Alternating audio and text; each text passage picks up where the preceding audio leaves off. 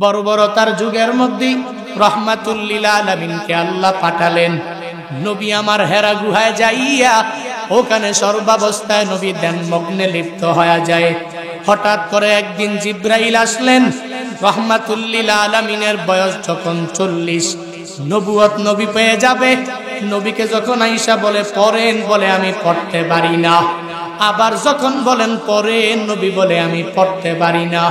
যখন নবীকে বলতেছে নবী আমার, আপনার রবের নামে আপনি পড়েন, যেই রব আপনারে বানাইছেন, তখন তো 5টি আয়াত রহমাতুল লিল আলামিনের উপরে নাজিল হয়ে গেল। নবী জিব্রাইলের চাপ খাইয়া নবুয়তের এত বড় বুঝা নবী বহন করতে কষ্ট হয়ে গেল। ওই সময় রহমাতুল লিল আলামিন জ্বরে আক্রান্ত হয়ে গেলেন। পুরা বডি মুবারক রহমাতুল লিল আলামিনের গরম হয়ে গেল। নবী চলে গেলেন আম্মা জান খাদিজার কাছে। যাইয়া নবী বলে, হে স্ত্রী খাদিজা, জাম্মিলুনি জাম্মিলুনি, আমাকে চাদর দ্বারা তুমি আবৃত করে দাও। কি যেন হয়ে গেল, কেমন জানি আমার হয়ে গেল। রহমাতুল লিল আলামিনের উপরে সূরাতুল আলাকের 5টি আয়াত নাজিল হয়ে গেল। তারপরে কোনো ওহী নবীর উপরে আসে না, কোনো ওহী নবীর উপরে নাজিল হয় না। অনেক দিন পর্যন্ত ওহী আসে না, বন্ধ যখন হয়ে গেল।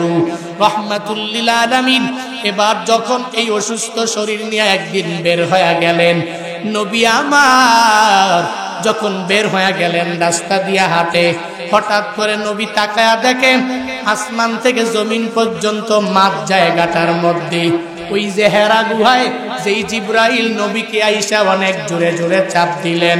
নবীকে বললেন, নবী আপনি রবের জন্য পড়েন, যেই রব আপনারে বানাইছেন। নবী হাঁটতেছে, তাকাইয়া দেখে জিব্রাইল আসমান থেকে জমিন পর্যন্ত ওই মাঝ জায়গার মধ্যে জিব্রাইলটা বসা আছে। নবী আমার জিব্রাইলকে দেখে আবার বড় হতবাক হয়ে গেলেন। রহমাতুল লিল আলামিন বড় হয়রানির মধ্যে পড়ে গেলেন। নবী আমার আবার যখন জ্বর আসবে এমন অবস্থা, এর মানে হলো নবী ভয়ের মধ্যে পড়ে গেলেন। দৌড়ে গেলেন আম্মা জান খাদিজার কাছে। যাইয়া বলে, হে খাদিজা, আমাকে চাদর দাও, চাদর দ্বারা আবৃত করে দাও। আমাকে বস্ত্র দাও, বস্ত্র দ্বারা আবৃত করে দাও। আল্লাহ তখনই জিব্রাইলের মাধ্যমে পাঠিয়ে দিলেন, হে জিব্রাইল যাও যাও, আমার নবীর কাছে সূরাতুল মুদ্দাসির নিয়ে যাও। আর নবীর কাছে গিয়া তুমি নবীরে পয়রা শোনায়া দাও। আমি আল্লাহ বললাম নবীকে সম্বোধন করে, ইয়া আইয়ুহাল মুদ্দাসির, হে বস্ত্র দিয়ে আচ্ছাদিত নবী আমার, হে বস্ত্রাচ্ছাদিত নবী আমার, আপনার এভাবে ভেঙ্গে পড়লে হবে না। কুম, নবী আপনি দাঁড়ায়া যান। আর এই কাফের মুশরিক বেঈমানরা জাহান্নামের পথে পায়া রইল। এদেরকে জাহান্নামের পথ থেকে কেমনে জান্নাতে নেওয়া যায়? এরা মূর্তি পূজা করে, এই মূর্তি পূজা থেকে এদেরকে কিভাবে দূরে সরানো যায়? আপনি যদি ভেঙ্গে পড়েন তাহলে নবী হবে না। নবী আপনি দাঁড়াইয়া যান আর এদেরকে সর্বাবস্থায় সতর্ক করতে থাকেন। আল্লাহ নবীকে আদেশ করে করে জানায়া দিলেন, নবী আমার, হে নবী, আপনি বস্ত্রাচ্ছাদিত হয়ে ঘুরলে হবে না, চললে হবে না, আপনার দাঁড়ানো লাগবে। দাঁড়াইয়া কাফের বেঈমানদেরকে সতর্ক করবেন। কারণ হলো কাফের বেঈমানরা তো পরিপূর্ণ জাহালাতের মধ্যে নিমজ্জিত। লাত মানাত উজ্জা মূর্তিগুলোর পূজা তারা করে। ওই কাবা শরীফের মধ্যে 360টা মূর্তি নিয়া তারা ঘুরে আর ঘুরে উলঙ্গ হইয়া হইয়া কাবাটা তাওয়াফ করে। তারা এত জাহালাতের মধ্যে পড়ে রইল, যা কিছু দেখে ওইটা দেখেই তার পূজা করতে আরম্ভ করে দেয়। নবী আমার বলেন, হে নবী আপনি দাঁড়ায়া যান আর এদেরকে সতর্ক করে জানায়া দেন, এরা যাতে জাহান্নামে না যায়, এরা যেন আমি মাওলার জান্নাতি হয়ে যায়। ও নবী, আপনি এদেরকে কালিমা দাওয়াত দিয়ে দেন। রহমাতুল লিল আলামিন আল্লাহর পক্ষ থেকে আদেশ পেয়ে গেলেন কালিমার দাওয়াত দেওয়ার জন্য। নবী এবার গোপনে গোপনে সবাইকে ইসলামের দাওয়াত দিতে লাগলেন। নবী সবাইকে বলতে লাগলেন, লা ইলাহা ইল্লাল্লাহ পড়ে নাও, তাহলে সফল কাম হতে পারবা। আল্লাহ ছাড়া কোনো মাবুদ নাই, আল্লাহ ছাড়া তোমাদের কোনো মাশুক নাই, আল্লাহ ছাড়া ইবাদত পাওয়ার যোগ্য কেউ নাই। যাও যাও, ওই নবীর প্রেম নিয়া ওই নবীকে আল্লাহ রসুল মানিয়া তোমরা আগায়া যাও। কোনো মূর্তি পূজা তোমরা করো না, লাত মানাত পূজা তোমাদেরকে দিতে পারে না, বরং একজনের ইবাদতে মগ্ন হয়ে যাও। চিল্লায়া বলো তার নাম। কার ইবাদতে মগ্ন হওয়া লাগবে? এটা নবীকে আল্লাহ জানায়া দিলেন, নবী আমার আপনি দাঁড়ায়া যান, তারপরে এদেরকে সতর্ক করা আরম্ভ করে দেন। তারপরে আল্লাহ রহমে হবে না, হে নবী ওয়ারাব্বাকা ফাকাব্বির, আপনার রবের নামে আপনি তাকবীর করেন, কারণ ওই রবের চেয়ে বড় দুনিয়াতে আর কেউ হতে পারে না। এই মূর্তিগুলো সে তো নিজে নিজে কথাও বলতে পারে না, নিজেও সে খাইতে পারে না, নিজে সে হাঁটতে পারে না, নিজের তো নিজের খবর নাই, অন্যকে সে কিভাবে দিবে, অন্যকে কিভাবে সে খাওয়াবে? ও নবী, ওই রব বড়, ওই রবের স্লোগান দিয়া দিয়া রবের বড়ত্ব প্রকাশ করেন। এজন্যই তো ওই রব বড়, ওই রবকে সর্বাবস্থায় বড় বলা লাগবে। কিন্তু দুনিয়ার জমিনে এখন তো রবকে অনেক বান্দা ভয় বড় বলতে পারে না।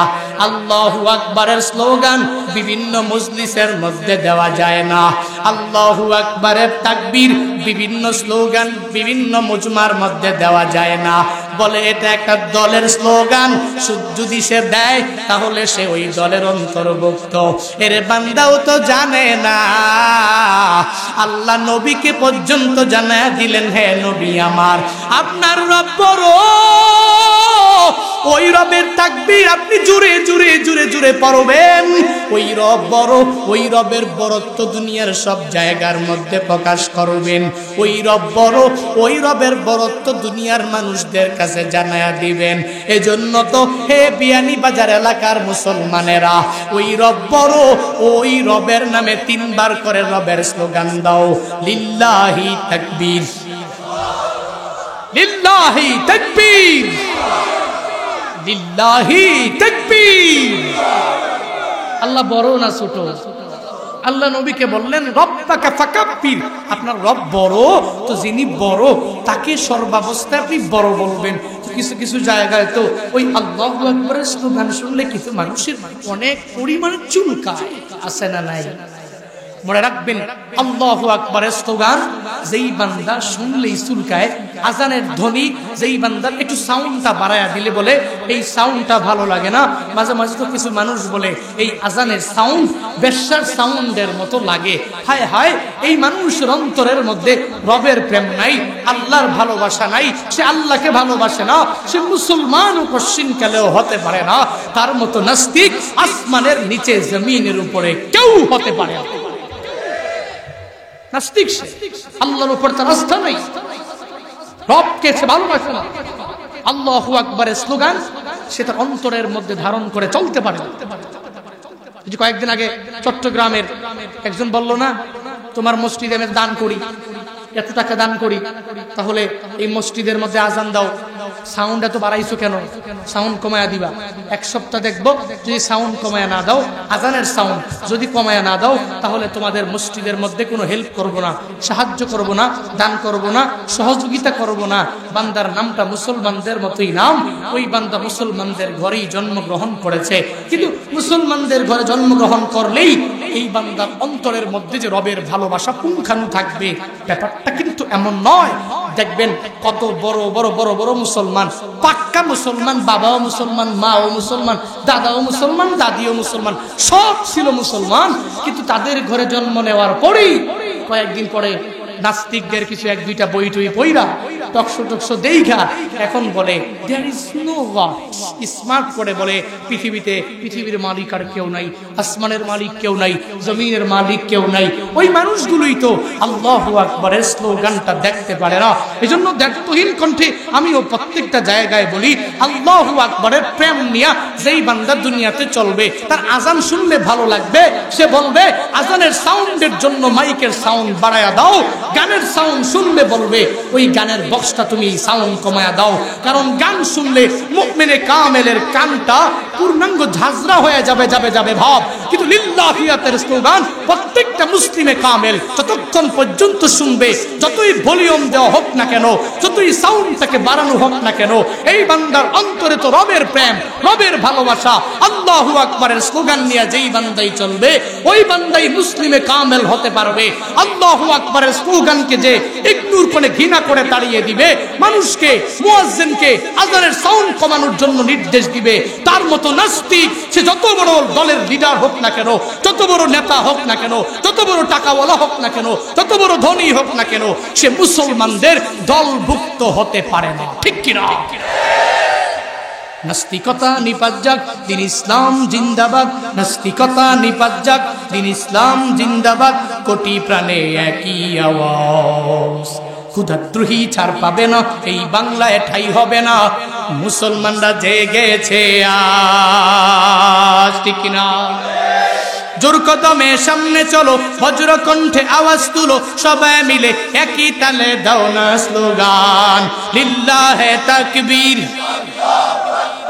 নারায়ে তাকবীর, দিন ইসলাম, দিন ইসলাম জিন্দাবাদ, জিন্দাবাদ। ইসলামেরই জন্য দেশের হয়েছে জন্ম, ইসলামের বিরুদ্ধে গেলে দেশ হবে ভিন্ন। ইসলামেরই জন্য দেশের হয়েছে জন্ম, ইসলামের বিরুদ্ধে গেলে দেশ হবে ভিন্ন। ইসলামের বিরুদ্ধে যারা নিয়েছো অবস্থান, এই বাংলায় ঠাই হবে না, যাও হিন্দুস্তান। জোর কদমে সামনে চলো, বজ্র কণ্ঠে আওয়াজ তুলো, সবাই মিলে একই তালে দাও না স্লোগান, লিল্লাহে তাকবীর, নারায়ে তাকবীর, দিন ইসলাম, দিন ইসলাম জিন্দাবাদ, জিন্দাবাদ। মুসলমানের এই দেশেতে নাস্তিকদের ঠাই নাই, নাস্তিকদের পক্ষে যারা এদের কোনো রক্ষা নাই। মুসলমানের এই দেশেতে নাস্তিকদের ঠাই নাই, নাস্তিকদের পক্ষে যারা এদের কোনো রক্ষা নাই। এই দেশেতে থাকতে হলে কোরআন মানতে হবে, কোরআন না মানবে যারা বিতাড়িত হবে। জোর কদমে সামনে চলো, বজ্র কণ্ঠে আওয়াজ তুলো, সবাই মিলে একই তালে দাও না স্লোগান, লিল্লাহে তাকবীর,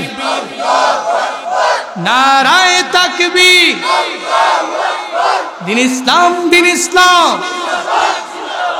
জিন্দাবাদ, জিন্দাবাদ। আল কোরআনের আলো, আল হাদিসের আলো। আল্লাহ আমাদের তাকবীরগুলো তুমি কবুল করে নাও। আল্লাহ তুমি বড়, মৃত্যু পর্যন্ত তোমাকে বড় বলার মতো তৌফিক দাও। সকলে পড়ি আমিন। আরো জোরে পড়েন। আল্লাহ নবীকে নির্দেশ দিলেন, রব্বাকা ফাকাব্বির, হ্যাঁ নবী আপনার রবের নামে আপনি তাকবীর পড়েন। রব বড়, ওই রবকে বড় বলেন, বড় বলেন, বড় বলেন। এটা নবীকে আদেশ দিলেন। হ্যাঁ, এবার নবীকে আদেশ দিলেন মানে হলো গোটা উম্মাহকে, গোটা পৃথিবীর মানুষগুলোকে আল্লাহ জানায়া দিলেন আমি আল্লাহ বড়, তো আমি আল্লাহকে তুমি বড়ই বলো। তাহলে বড় বলবো কাকে? আল্লাহ কি বড় না ছোট? সন্দেহ আছে নাকি? সন্দেহ আছে? কোনো সন্দেহ নাই। যেহেতু সন্দেহ নাই, তাহলে আল্লাহ বড়।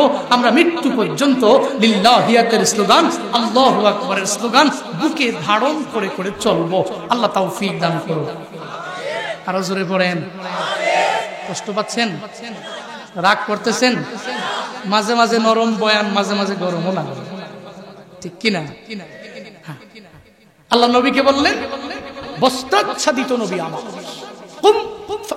দাঁড়ান, সতর্ক করে জাতিকে। তারপর রব্বাকা ফাকাব্বির, আপনার রব বড়, রবকে বড় বলেন। দেন আপনার কাজ কি? ওয়াসিয়াবাকা ফাতাহহির, পরিপূর্ণ পবিত্র করেন নিজের অন্তর এবং উপরের পোশাক।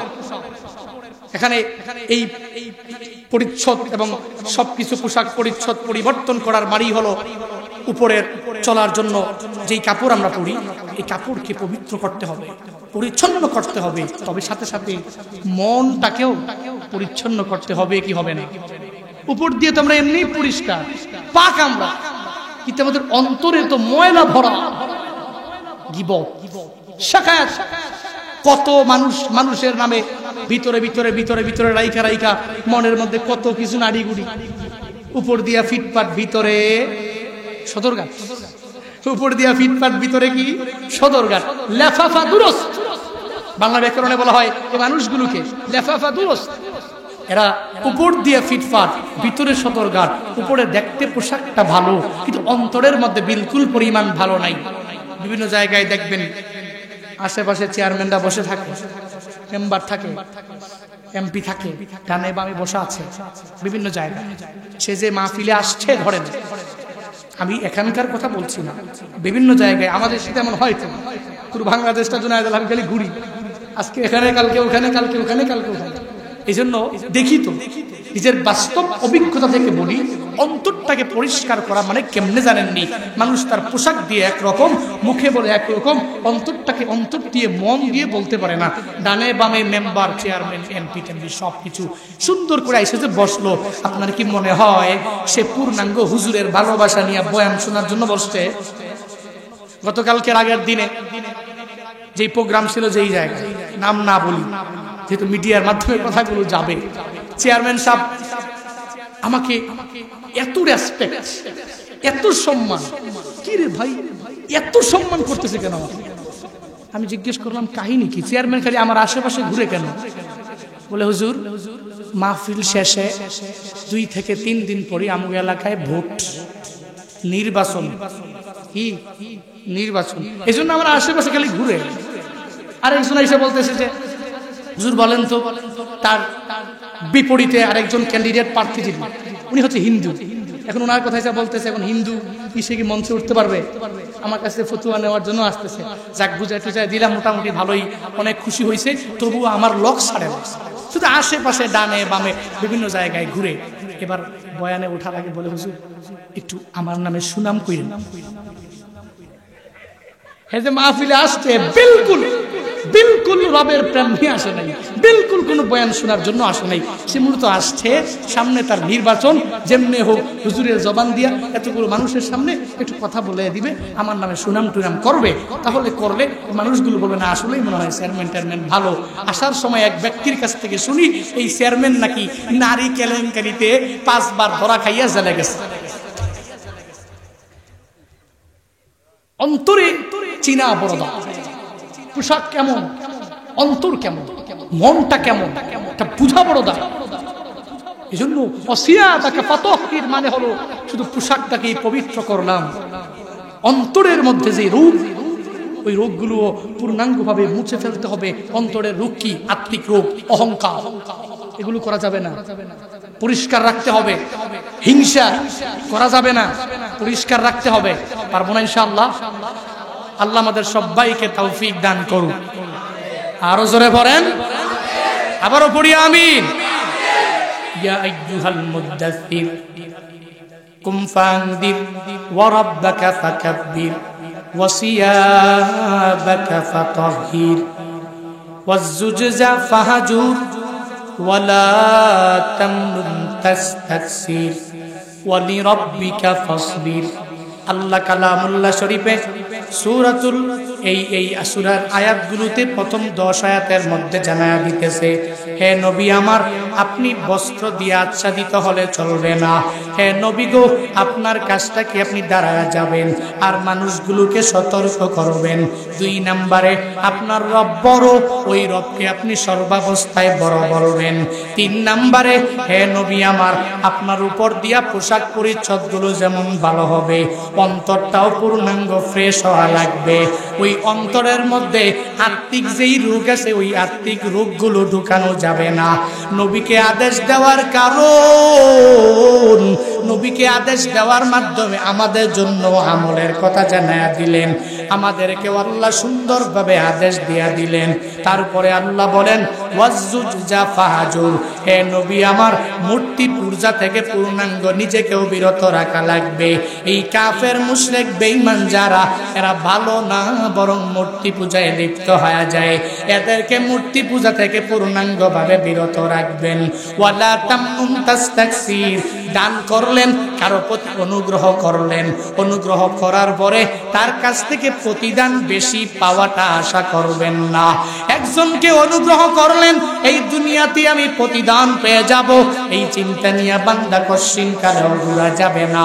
একজনকে পূর্ণাঙ্গভাবে দাওয়াত দিয়া দিলেন, বলে দুনিয়াতেই অনেক বড় প্রতিদান আমি পেয়ে যাব, অনেক বেশি পেয়ে যাব, এই চিন্তা নিয়ে বান্দা অনুগ্রহ করা যাবে না, এই চিন্তা নিয়ে দানও করা যাবে না, এই চিন্তা নিয়ে দয়াও করা যাবে না।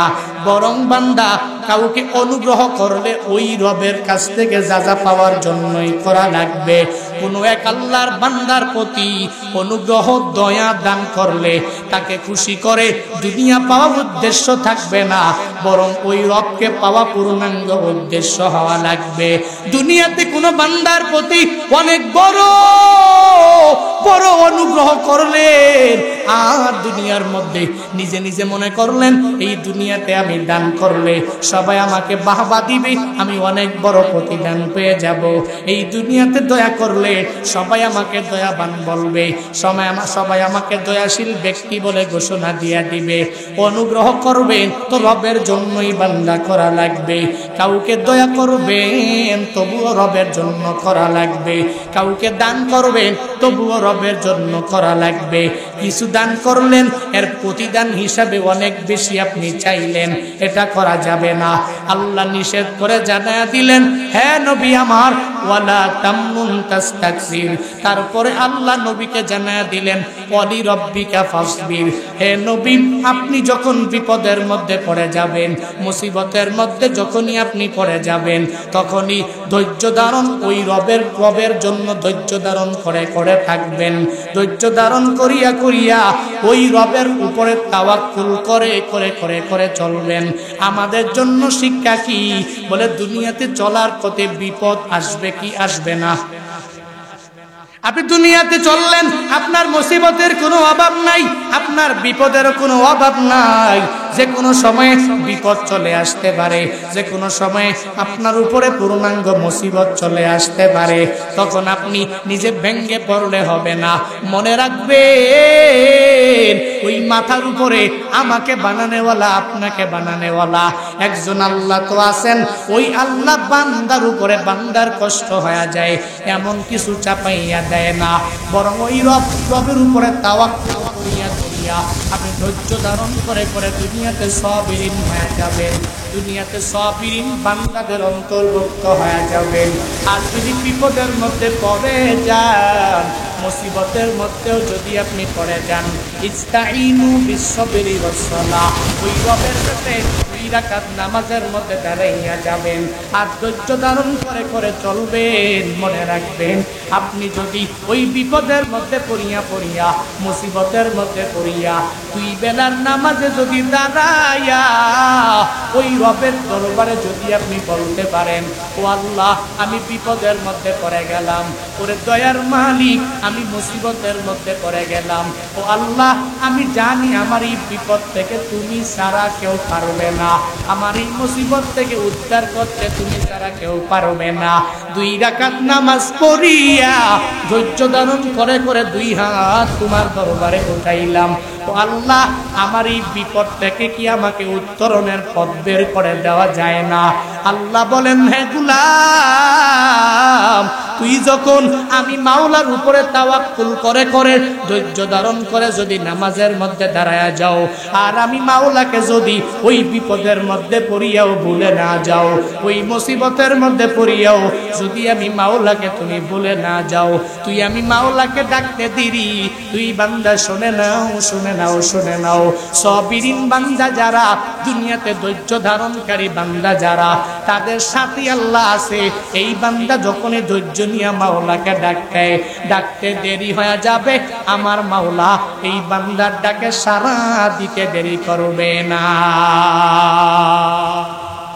या इलाही तो मेरा माबूद है, या इलाही तो मेरा माशूक है, या इलाही तो मेरा गफ्फार है, या इलाही तो मेरा सत्तार है, या इलाही मुझसे मुझको दूर कर, ताकि देखो मुझे में तुझको एक नजर, या इलाही मी को नदशम सो कमार, या इलाही मी को नदशजरो हजार, या इलाही मी को नद अर्दो समा, या इलाही मी को नद जवा हवा, बुजुर्गी की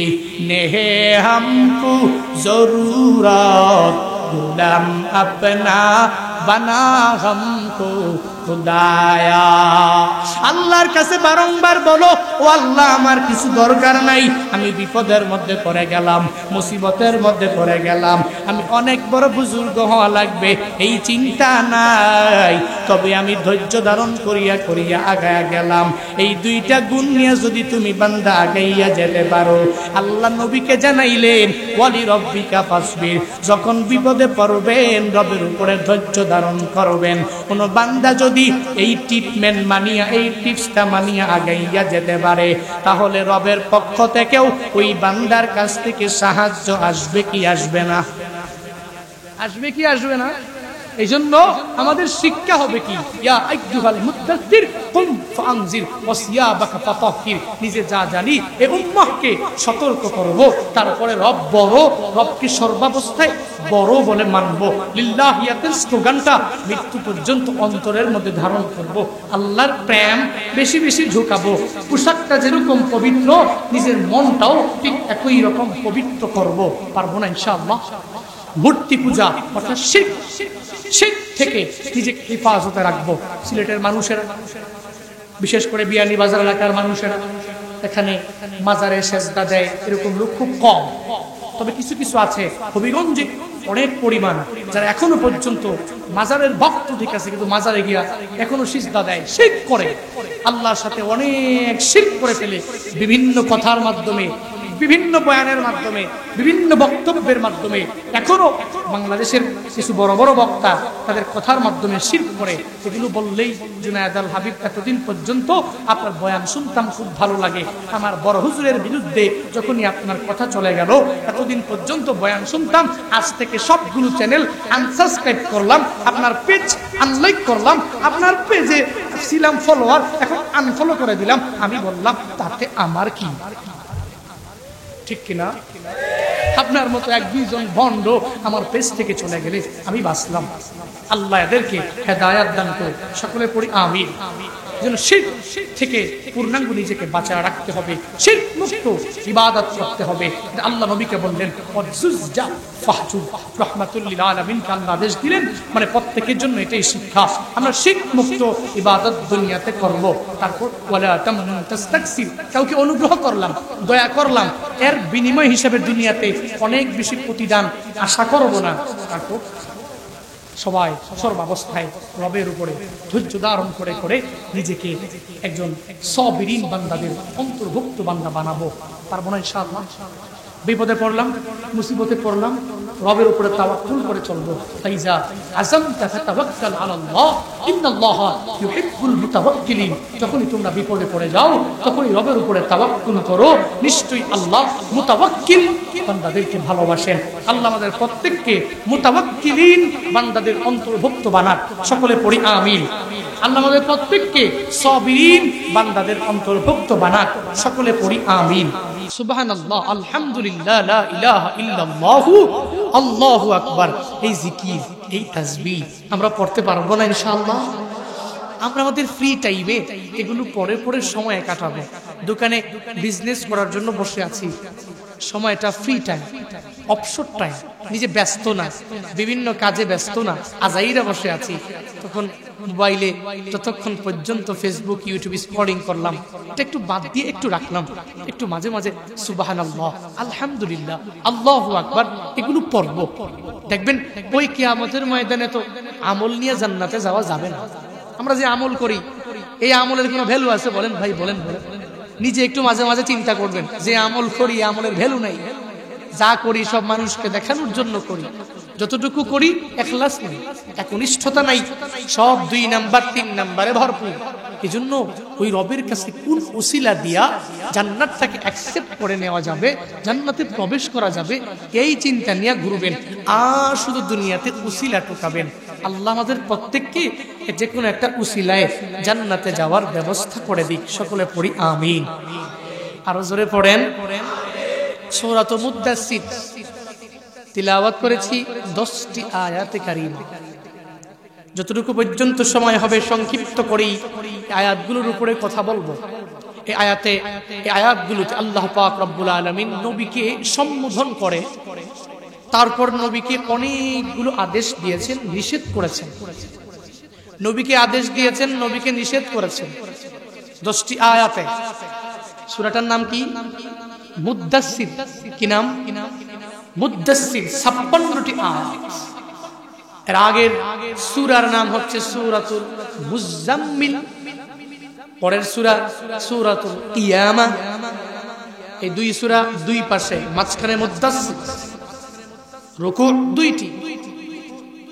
এই সূরা দামি সূরা, 29 নম্বর পারায় অবস্থিত এই সূরা। সূরা নাজিল হলো কখন? আগে এটা জানা দরকার আছে না? কখন নাজিল হলো, কি জন্য রাহমাতুল লিল আলামিনের উপর নাজিল হলো? আমরা সবাই জানি রাহমাতুল লিল আলামিনের উপরে হেরা গুহায় নবী যখন ধ্যান করতেন, নবুয়তের আগে না পরে? আগে। নবুয়ত প্রাপ্তির আগেই নবী হেরা গুহায় ধ্যান করতেন। কত উপরে যাইয়া ওই জায়গায় নবী ওখানে বসে বসে ধ্যান করতেন। তো একদিন তো সবাই আমরা কাহিনী জানি, জিব্রাইল আসলেন, নবীকে চাপ দিলেন, বললেন ইকরা, পড়ুন। নবী বলে মা আনা বিকারি, আমি পড়তে পারি না। আবার বলেন ইকরা, পড়ুন, বলে আমি পড়তে পারি না। আবার যখন পড়লেন ইকরা বিসমি রাব্বিকাল্লাযী খালাক, পড়ুন আপনার ওই রবের নামে যেই রব আপনাকে সৃষ্টি করেছেন। পড়েন না সুবহানাল্লাহ।